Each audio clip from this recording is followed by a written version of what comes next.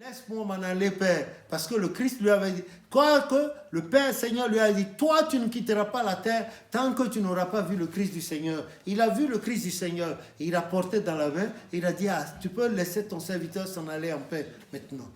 Voilà. Puisse Dieu nous en faire autant aussi pour sa gloire au nom de Jésus. Amen. Voilà. C'est ce que je peux te répondre. Le Saint-Esprit est là. Si tu agis dans le sens que l'Esprit a dit à Papa Ochofa, le Saint-Esprit sera avec toi dans sa plénitude. Si tu fais certaines petites erreurs, ce qui est inhérent à la vie humaine, il va te pardonner, il te restaure. Voilà. C'est ce que je peux dire. Amen. Papa, ne serait-il pas possible que l'Église fasse une structure ou un établissement pour enseigner aux fidèles ou aux jeunes l'enseignement? Parce que la dernière prière que Papa Ochofa a faite en public, c'était que nos enfants soient plus grands que nous. Oui, c'était effectivement le 1er septembre 85 à Korodou, Paris. Et c'est là qu'il partait pour Ibadan, pour aller à la fête des moissons. Et puis il est arrivé le terrible accident. Et les gens disent qu'il est mort dans l'accident. Que Dieu leur pardonne. Qu'est-ce qui empêche les gens de s'instruire? Il n'était pas mort dans l'accident. C'est vrai, il y a eu 2 morts, Marc et puis... j'ai oublié le second, Thomas.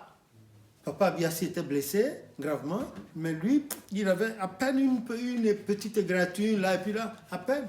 Et il a vécu 10 jours encore. 10. Bon, c'était le temps de Dieu, puisque déjà lui-même il avait dit, moi en 84, le 24 et 25 août 85, j'étais avec lui, j'étais porteur d'une lettre administrative, lui depuis la Côte d'Ivoire vers là-bas. Et il a parlé encore de ces derniers temps. C'était la dernière fois où je le voyais. Samedi 24, dimanche 25 août 85, j'étais avec lui. La réponse, il a fait rédiger ça la nuit, du courrier que je lui avais apporté, un courrier administratif de haut niveau que je lui avais apporté. Il a fait rédiger ça la nuit par Papa Biassi, paix à son âme aussi. Voilà un grand serviteur de Dieu dont les gens ne parlent même pas. Voilà. Je l'ai vu, il a parlé, beaucoup parlé, il a expliqué encore les choses. On n'a plus bonne note, on vous a tout ramené et je les ai consignés dans les livres pour vous. Voilà. C'est ça. Donc, quand tu parles d'école, le commandement n'est pas unifié. Regarde, quand Papa Ochofa a été rappelé à Dieu, il y a après Papa, à la mort de Papa, les 2 grands devanciers devant nous là, les 2 plus grands devanciers, qu'est-ce qu'ils ont fait? Ils ont partitionné l'église. Ils ont oublié que c'est Dieu qui a confié l'église, la fondation de l'église à Papa. Ils ont fait passer leur intérêt. Il y a un qui s'est autoproclamé pasteur et il a sorti l'onction d'Afrique, d'Imeko. Il est allé, il a envoyé l'onction en Europe. Regarde, la plupart de nos devanciers en Europe, jusqu'aux États-Unis, n'ont jamais mis pied en Afrique à Imeko pour aller. Alors que le prophète, le samedi 15 octobre 85 et 83, disait que tout se fera désormais à Imeko. Lequel d'entre eux allait prendre l'onction? Ils ont tous pris leur onction ici. Des onctions mirobolantes, des grades mirobolants, des tenues à faire peur même aux enfants. Voilà. Ils n'ont pas respecté. Voilà. Et l'autre aussi, et lui, il a mis... Comme son successeur, il a fait un testament. Il a écrit un testament. Ouais, alors où sont passées les prophéties de la succession à Papa Ochofa, dictées par le Saint-Esprit? L'autre aussi a choisi son successeur. Qu'est-ce que nous vivons? Et c'est ceux-là qui vont enseigner. Ils vont enseigner quoi? Certains parmi eux ont vu Papa Ochofa. Certains parmi eux ont vu Papa Ochofa. Ils ont reçu l'onction de Papa Ochofa. Mais qu'est-ce qu'ils en ont fait aujourd'hui? Voilà. Et la Bible, Matthieu 24, verset 44, dit, tiens-toi, toi aussi sois prêt. Heureux ce serviteur que le maître revient voir en train de faire d'exécuter exactement les ordres qu'il a reçus. Le maître va le servir. Voilà.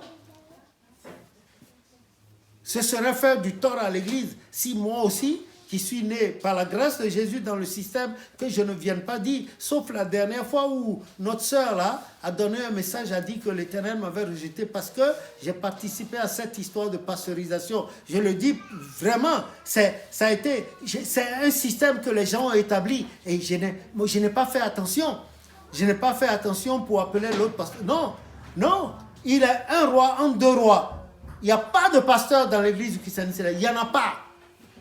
Le pasteur, là, c'est celui qui va succéder à Papa Ochofa. C'est celui qui va porter la touche patriarcale. Donc, tout ça, là, tout le reste est dans l'imposture.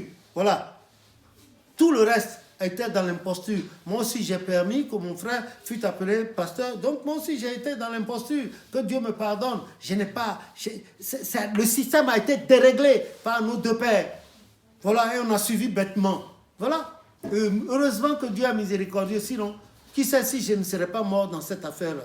Voilà un certain Armando, là, d'une certaine congrégation qui me fait passer pour le fondateur de l'église et montre ma photo 2 fois sur Internet dans une vidéo. Regardez-moi bien.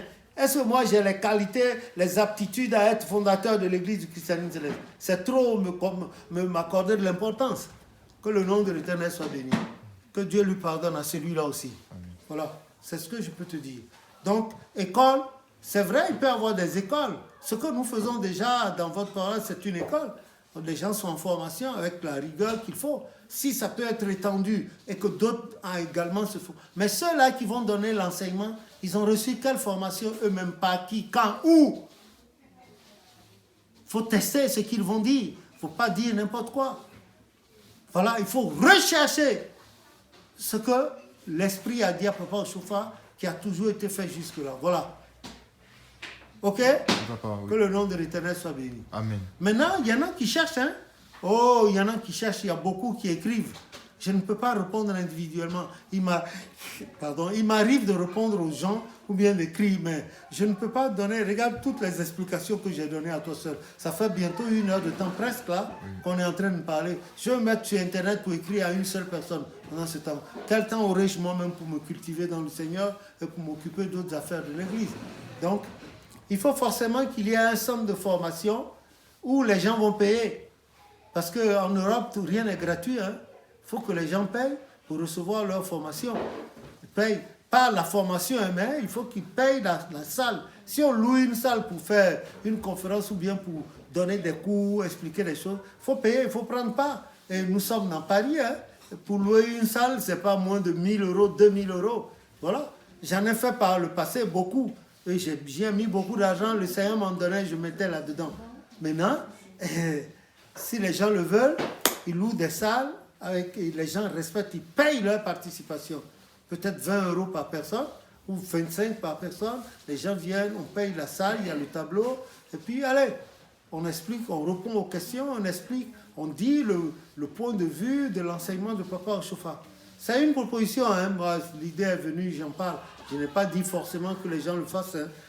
Ayez pitié de moi, les interprètes là, les historiens de l'église, ayez pitié de moi. Ne dites pas que Papa Lévy a dit d'aller prendre une salle de payer. Non, non, non. Écoutez encore ce que j'ai dit, la proposition que j'ai faite. Voilà, pour qu'on sorte des mailles de l'ignorance, parce qu'il y a trop d'ignorance dans l'église maintenant. Trop. Et les gens se moquent de nous.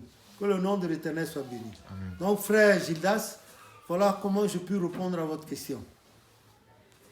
Merci, Papa, pour cette Merci réponse. à vous aussi, au Seigneur. Nous remercions Dieu pour toutes les explications que Papa Lévy a pu faire. Éclaircissement. Éclaircissement que Papa Lévy a pu faire par la grâce de Dieu. Nous allons prendre fin à cette vidéo. Ok. Merci au Seigneur. Merci. Oui.